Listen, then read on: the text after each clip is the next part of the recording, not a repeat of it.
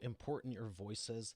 You use it every day. Maybe you do, maybe you don't. But if you have a business, you should be using it. Now, when I say your voice, that could be in your message, your story, speaking to your customers, speaking to your prospects, but maybe it's conveying with your team. Maybe it's using it in your home life, but how important is it? Is it just the words you say? Or is it just the volume at what you're speaking with? Or do you want to use all these different things? And they're all important, but are you conveying it properly? I know I do this all the time, and I know I could do a better job. And that's why I'm excited to have Rachel Sparrow on today's show, professional voiceover actress and coach. And check out who she's done voiceovers for: Amazon, Google, Samsung Galaxy, Yahoo Xfinity, Goldman Sachs, PetSmart, ExxonMobil, McGraw-Hill Education, Chase, and REI. Now, I was debating about doing that in a little bit of a sing-song fashion, and maybe we'll get into that, maybe we won't. But I'm excited to bring her up right after we thank our sponsor. Every business needs a book, including yours. Visit freebusinessbookpublishingcourse.com today to learn the 7 steps to publish and promote your nonfiction lead and profit-generating business book in 8 weeks. Once again, that's freebusinessbookpublishingcourse.com.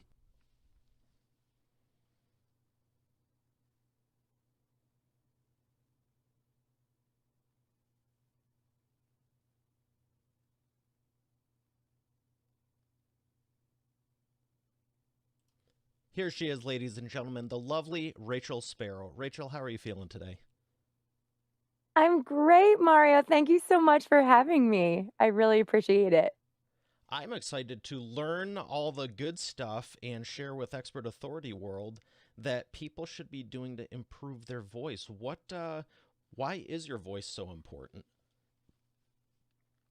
Well, number one, I think a lot of times people don't realize that your voice is your instrument. If you think about it like that, I'm also a vocal coach. I coach kids on how to sing and how to use their instrument properly. And a lot of times we just don't think about it, right? We've been talking since we've been talking and we just talk how we talk.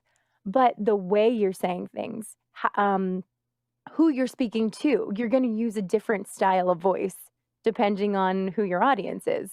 If I'm talking to my kids and I want them to do something, I'm going to have a stronger dynamic. So, use of dynamics, which are your louds and your softs, to really pull people into what you're saying if you're just talking at one volume. But then you say, okay, it's time to go. You need to put your shoes on. Let's go. Right. People are going to listen a little bit I better. can hear the So it's the difference same in thing your with voice, and it makes sense what you're saying in that regard. So if you want to be more, I would say, sympathetic and empathetic, okay, you would say in the example of your kids, you'd say, okay, sweetie, it's okay, this and that. And would you say you generally drop your tone versus make it more aggressive? absolutely. And I just use that example because I think every mother out there has that issue of telling their kids to get their shoes for the upkeep time. But in business and really a lot of times when I'm doing different voiceover work, it's called the use of dynamics. So you don't want to be speaking at one volume the entire time because if I'm just speaking to you here, Mario, it's going to be boring, right? I'm going to lull you to sleep with what I'm saying. But all of a sudden, if I bring my volume up and I say, oh my gosh, you will not believe what happened the other day. It was unbelievable. So, using those louds and softs, those are the use of dynamics. And you can really bring people on um, a sound journey with what you're saying. And it's not just what you're saying, it's how you're saying it. And there really is power with sound. So what would you say is better? And I'll give I like you, you're cool, so I'll let you know this is a trick question. What's better, all soft all the time or all energetic and aggressive? Well, either one. You can't have all of the same thing all the time. You really do have to mix it up. So you have to take people on again that high and low journey of what you're saying. Um, maybe you're really trying to draw people into a more emotional side of a story you're telling, but then you need to really bring it up and color the story up with your sound. And a lot of times when I'm teaching kids how to sing or I'm helping somebody with a monologue, we really focus on okay, where are you going to build and then where are you going to relax. It's the same thing. A new position that I'm with is with Podmax Talent, and I'm basically a multimedia coach, and I help our talent to fine tune their message. That's very important. If you're pitching somebody on what you do, you don't just want to be flat. You really want to use those dynamics to be engaging. Now, I get I that think you you do don't that want to pretty be. well, actually. In the Well, way that you speak, I hear that you do that naturally. I've been trying to get better at it, and you don't want to be flat because I'm biting my tongue so much because there's so many people I know of that they just kind of like when they're talking, saying one of these things, and it's like, holy smokes, dude, you're excited, you're energetic, you want to notify your face, but then there's other people who I can relate to because of my theater and drama background and all this other stuff, but they don't realize maybe it's just the two of us. Maybe we're at lunch, maybe we're at dinner, maybe we're on the phone, and they don't realize they're off stage. And I'm thinking of a comedian right now from one of the roasts that I saw, and it's like, oh, it's always good to have her here. We always appreciate when you yell your bit at us because all they ever do is, I don't even want to do it. I don't want to blow out the mic. Well, the microphone's great, but I don't want to hurt Expert Authority World's ears. But they're just always yelling. They're always like, okay, look at me. It's like they just seem so stressed and anxious, and I don't know if they really are or not. But they never just have a, hey, cool. They can't ever dip back down to like normalcy. It's just like full on 24/7. It's like, holy smokes, I feel like I ran a marathon, and all I asked you was how your day was. Why do people do that? That's so true. We know. Well, I think, it's just comfort zone. And again, it's in training. We all know people who, again, like you said, speak down here. It's very quiet and then the booming voices. And I think that comes with a confidence and then also working with a coach. Like me, I've had the experience on both sides. I've been coached and then I've also done coaching. And you were so graciously went through a few of some of the jobs that I've worked on in voiceover. And it's very interesting, for a company like Amazon. It was one line. At Amazon, we have everything from A to Z. That was the line. But I had to do it 50, 100 different times with different inflection and different ways. And sometimes that can be really difficult being on this side of the mic and having someone say, okay, try it this way, try it this way. But then in doing that, it's helped me to become a better coach because I know once you say things over and over and over again, it you own it more. You get more relaxed. Your confidence is stronger. So for somebody out there who maybe is trying to fine tune their elevator speech or their elevator pitch for their business, I encourage you to do it over and over and over again and not the same way, but to change the way that you do it. Punch different words. For example, when I say punch, I mean maybe give a little bit more emphasis to different words. Like at Amazon, we have everything from A to Z. I punched different parts of that than I did in the previous one. So I think that we get into a routine of what we do, how we do it, and that's just how we do it. But then when someone throws you a curveball, then you get off track and you get disheveled and you can't do your thing. So repetition is good, repetition is good, repetition is good. I think that is a really, really good way to own your pitch, own just talking about your company. When someone says, "Hey Mario, what do you do?" Sometimes people clam up and they don't know what to say, how to say it. So just practicing and saying it to yourself in the mirror, like you did, maybe getting ready for a third grade play. You stand in the mirror and you recite your line. That's something that I really help people with, and it's very simple. Anyone can do that, but it's a very good practice. I love the insights that you're sharing, and it's so applicable because the elevator speech is important. If you're putting on a presentation, it's important. If you're hosting a show, might want to be uncomfortable, might want to be uncomfortable, might want to be comfortable on the microphone and or camera, depending. Absolutely. And in this day and age, when the pandemic hit, I would say maybe half of the people were playing around with Zoom or doing video chats, but we didn't need to. Now it's a completely different world. I think webcam sales skyrocketed in March, April of last year because, if you didn't have one, you needed to have a good setup. You need to have a microphone. You need to, and you can use your laptop if you're doing Zooms, but it just sounds so much more professional if you have a good camera, if you have some lighting, if you have a microphone that captures the sound a little bit better. And then also to be looking right into the camera. I really help people with this because yes, I do voiceover work, but a lot of what I'm doing now is the combination of on camera and voiceover work. So I'm really trying to help people remember that, yes, you need to look directly into that camera and make sure you have a microphone. You can't be looking down here. You can't be this far away from a microphone. And, so these little tips and tricks are very helpful for people. And it doesn't matter what industry you're in, it doesn't matter if you're a child. A lot of the kids that I coach, yes, it's for theater and they have dreams of being on Broadway, but are most people going to be on Broadway?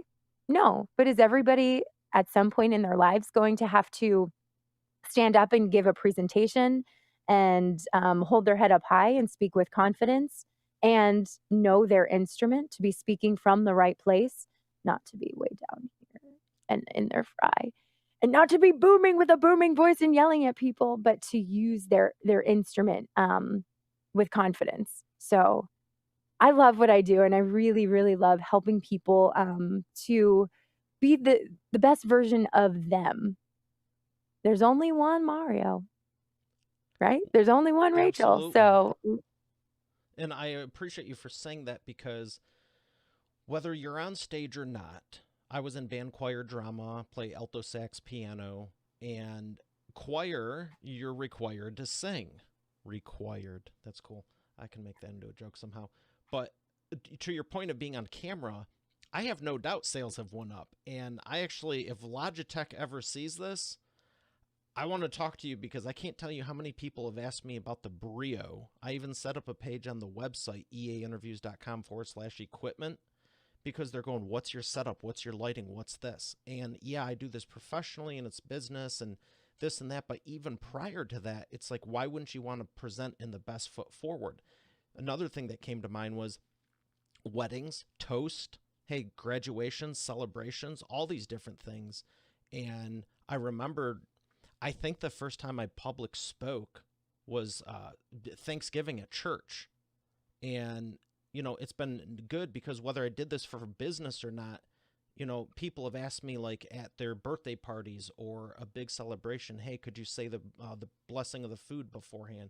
It's like if you don't know how to address the room or just have a one-on-one conversation with enough social acuity and common freaking sense to differentiate the two, it's always interesting in movies when you have the guy and he's like, wow, stranded, and they just have a good voice and you can tell who he is. But you don't need to be doing that all the time. So if someone's looking for their voice, Rachel, how would you say they can find it sooner than later without taking years and years of refinement? If maybe they don't want to be a voiceover actress or actor, even though it's fun, I think. But just to find themselves, I think would be priceless. What's the first step they should take to just do that? absolutely. And it is a fun job. Being a voice actor is very fun. I get to tell all different stories, but you're right. Not everyone is going to be a storyteller in the same They capacity should be, that I though. am, but we're all going to have, they should be though. They should maybe. Well, don't. No, not everybody. We don't want too many people. um, but everyone's gonna have to tell stories at some point, right? So the first thing that I always assess is where are people speaking from? Okay, so if you're the kind of person who maybe if you have a very raspy voice but you're speaking very low, this is your fry. Okay, I can drop my voice and I can still have a lot of energy but be way down here.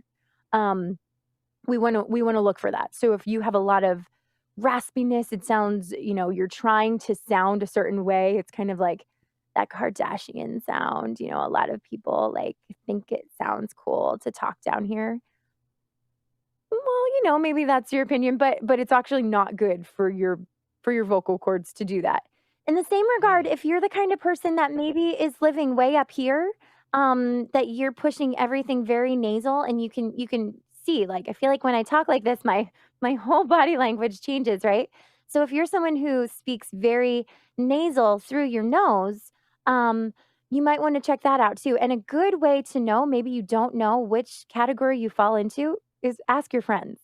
So you can hear in my normal speaking voice, I'm kind of using a combination of everything. You know, you want to be using everything equally. You want to, it's called speaking from your vocal mask or even singing from your vocal mask, where you're speaking from, you know, more of a nasal head voice, chest voice, but it's all coming together in one beautifully mixed voice where it's very upfront. You don't feel like it's overly in your nose or overly down here.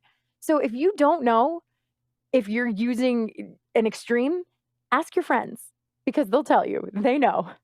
And if you find that you're overly up here nasally, then there are different little silly vocal warm-ups and things to get you to be more mixed properly. But it is sometimes a hard thing, Mario. It really is.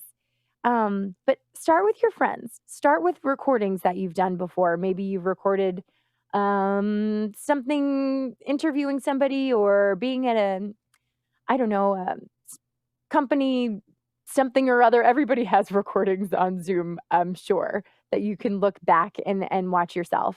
So, number 1, really having those critiques and being able to constructively criticize. Don't be hard on yourself. People are very hard on themselves. Are you hard on yourself? You think people are who would ever do that to themselves? I so Right? appreciate this because the fact is you probably have a lot of recordings like you're saying, and for anyone that's into sports or even music, watch your game footage, go back and see what you could do, listen to it. Oh, but that's not me, I don't have any of that. Well, then make some. It's not that hard. Jump on camera, grab your cell phone, have someone record you. Heck, go walk out in public. I'm sure there's 48 people recording you, whether you know it, like it, or not. But there's just go back and look at it, and you'll see what you're doing. I love when people are like, oh, I never said that. It's in an email, Bob. I have it right here. Shall I read it off to the whole corporation? No, no, no, that's fine. Oh, okay, now you remember. That's good. Selective memory. But these are how people see you and perceive you. And when you're taking it into business or personal, it's important to know these things. So if you're giving a presentation, okay, we can do this. I want to ask just a couple of them. What are some good exercises to warm up your vocal cords, to warm up your voice prior to a meeting, prior to a presentation, prior to speaking to someone even on the phone? Because there's been times where, and I'll never forget this, I actually was getting ready for the show and my throat was hurting so much. I was drinking the water while I'd already hit the live button. I was choking live on air. And I don't recommend that. But there's other times it's like you just get on the phone and it's like there's a difference from being prepared and ready to, I'm going to, add as much value as I can to, you're just not certain with yourself and not everything's right. So what are a couple exercises we could do to warm up our vocal cords right now? Oh, well, this is where the fun happens, right? Okay, so the first thing, and this is intense. You ready, Mario? Always. You need to breathe. You need to breathe. That's the first thing. So many times, doesn't matter, right? If you're a child, if you're an adult giving a presentation, if you're on a podcast, um, our nerves get the best of us and we forget to breathe. So a really, really good warm up, number one, it's good for vocally, but then it's also good to kind of clear your mind and just get centered, is breathing in through your nose for 4, holding it for 5, blowing out your mouth for 6. So 4, 5, 6. And there are, if you just Google it, other people have different numbers. I just use 4, 5, 6 because it's easy to remember. So you breathe in through your nose for 4,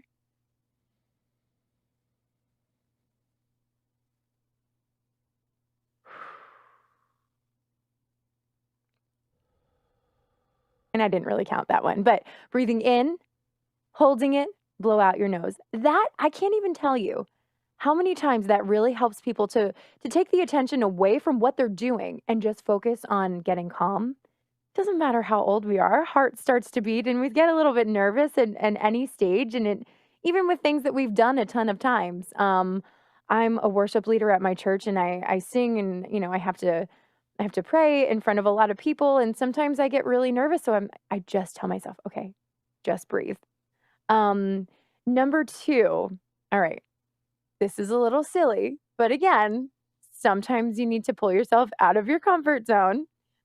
It's called a head voice, chest voice, sighing ah. Now, Mario, yours is gonna look a little and sound a little bit different than how I would do it because you're a grown man, so you probably can't hit a high note. Maybe you can. I don't wanna judge.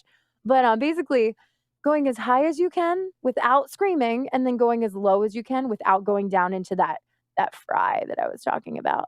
Um, and again, sometimes people might think, "Well, I'm not a singer," but you still speak, so you still need to warm up your voice just as you would as a singer. So, this one, you take a nice deep breath through your nose. All right, ready? I'll do it first, and then I may make you do it. We'll see. We'll see. So it goes like this.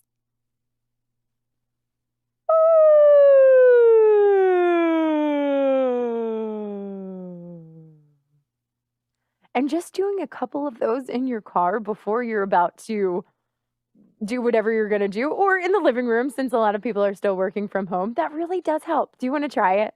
I do. And I want to Okay. ask, why do you have to do it in your car? Why not do it in the middle of the meeting? Well, you could get everyone to do it with you. I double dare you to do that, and just take everybody out of their comfort zone, so then you're laughing and you're starting off your meeting I have not in missed a good way, meetings, right? On a good but now I want to go to one just to do that. I think that would be a great idea. I really do. You wanna try it? How do you go high like that? So you take a nice deep breath through your nose, and then, like, almost like you're breathing into, like, a whisper. So, I'm like, breathing into "Huh." a whisper. Yeah, yes, yes.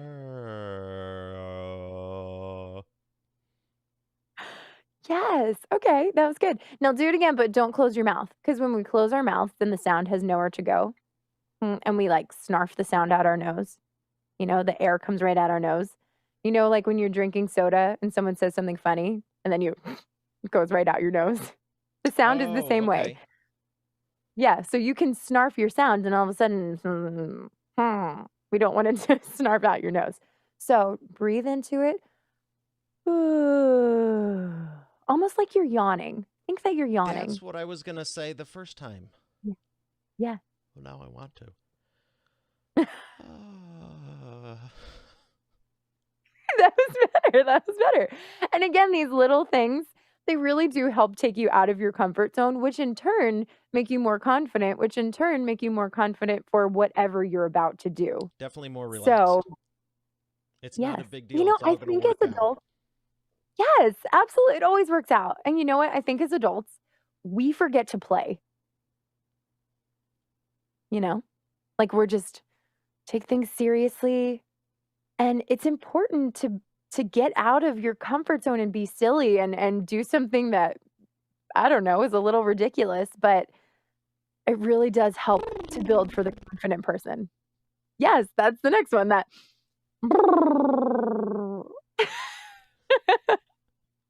and it makes you laugh, and I think anytime you can laugh to take off tension is a good thing.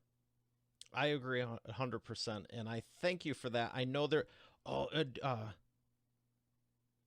Mommy made me mash the M&Ms. What was it? It's not Yes, mashed, though. and that was a cappella, very nice. Um, yes, this will probably make some people cringe because Is it mash I the don't know M&Ms? who Well, we're going to do one mashed more the Expert M&Ms. Authority World because this one's just too fun. What is it again? So it's mommy made me mash my M&Ms. It's that Oh, yeah, it is alliteration. mashed. Yeah. So, if you I don't know who started mashing their M&Ms, who started this warm up, but it's been around since I was a kid, and we did it Wow. in chorus and choir and everything. But it's just, I don't have my piano in front of me, but it's Mommy made me Mommy mac mashed my them M&Ms. M&Ms.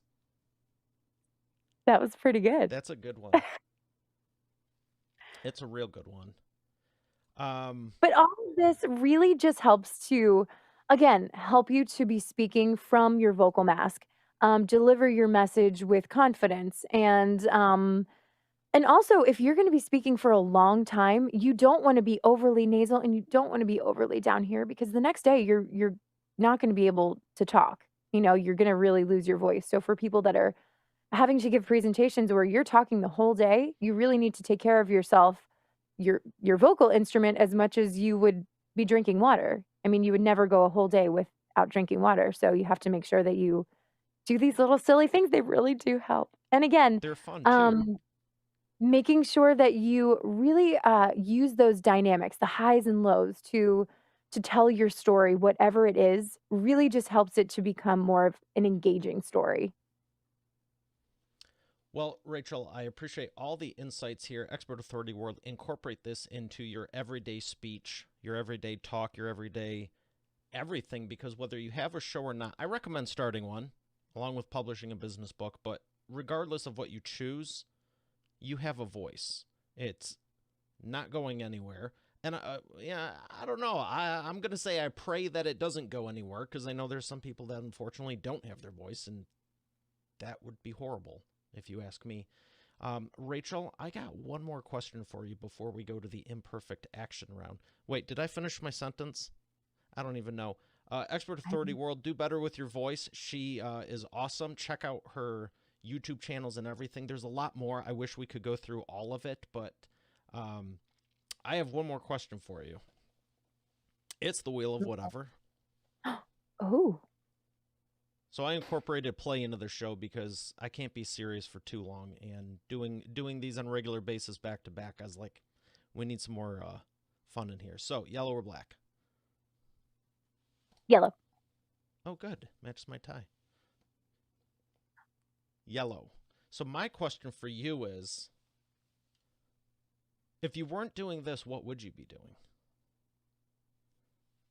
Well, I have 2 kids. I'm married. I love just I don't wanna say just being a mom, it's the hardest job ever, but I would probably be more involved. I mean, I'm that person who does a lot already. I'm Girl Scout leader, I'm really involved in my church, involved in my kids' lives, but I would probably be, like, overload. It would be fire. I'd PTO president, I don't know. I would probably just go bananas, coach every single team. The working moms out there and dads, I feel like that's the best job you can have. So, Now, I know you love what you do, so I want to ask you, been the funnest thing you've been able to do so far, and what do you hope to do over the next 10 years? oh gosh. I got to be the voice of a dog, which was really fun for PetSmart. And I got to be really silly and use kind of a sillier side to my voice. That was great to tell that story. I've also done a lot of work for McGraw-Hill where I'm reading um, stories that kids, they don't have textbooks anymore. It's everything's on their Chromebooks. So I get to read stories that my kids actually use in school, which is really neat. And now I'm part of a new well, it's new for me, an organization, PodMax Talent.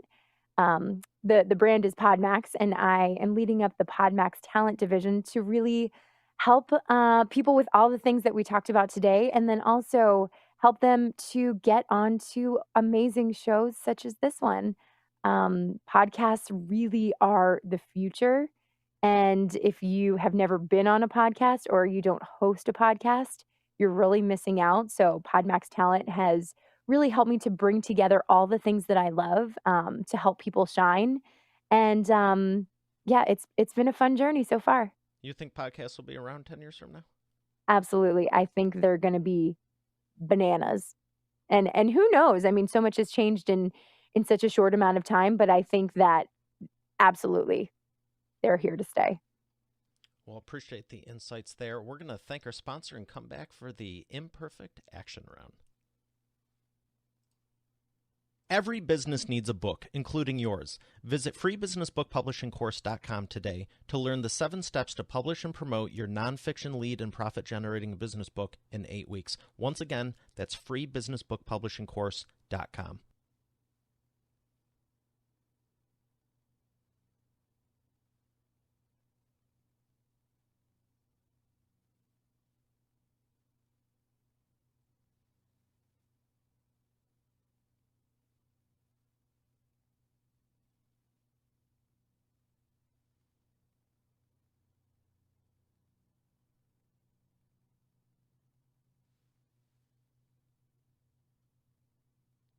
And we are back with the imperfect action round. Rachel, are you ready to take imperfect action? Maybe. I got 3 questions for you, rapid fire, 60-second or less answers. What is the best way to improve your voice? By first understanding your voice. So knowing a little bit more, getting some feedback, recording yourself, getting feedback from friends. Keep it simple. Start there.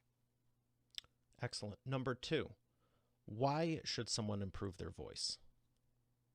Well, we want to improve our bodies by making sure that we're exercising, we eat the right things. It's the same thing. You want to protect your voice vocally so that you can consistently give your message, and then also to make sure that you're delivering the best story that can be told. Excellent. Number 3, what is the biggest benefit of being comfortable in your own voice? Oh my gosh. Well, being comfortable in your own voice is then being comfortable in your own skin, right? And there's only one version of you. So making sure that you are your authentic self. And again, maybe if you speak up here and that's your authentic self and you're happy with that, then you should be okay with that too. But these are just general rules of thumb to make sure that you're taking care of your instrument. But you've got to be you, right? That's number one. Absolutely. What books would you recommend for Expert Authority World that have helped you? Oh goodness. I'm just I don't do a lot of books like the self-help kind of Any continuing on education. vocal? I'm a big romance reader. So let's see. I don't know. The best book that I ever read, this is totally not giving your point at all, but The Nightingale, nothing related, but it's an incredible book and you should read it. Okay, How's that? that's fair. I always just ask for honesty, and I've said the Bible before, like when I do guest interviews. I mean, nothing's gonna top that. I've had No, people I say I am everything. trying to get through the Bible in a year. I have a Bible app that I try to I read a little bit every day. So, Then you are into absolutely. books. Where would you like people to learn more? You can go to www.rachelsparrow.com. Send me a message, say that you saw me on here, and I would love to help you out. Excellent. Well, thank you so much, Rachel. It's been a pleasure. And I thank you so much for teaching what everyone can do, and it doesn't cost them anything. Thank you. All right, Expert Authority World, we have another great episode here today. I'll see you tomorrow. Have a great day, and God bless.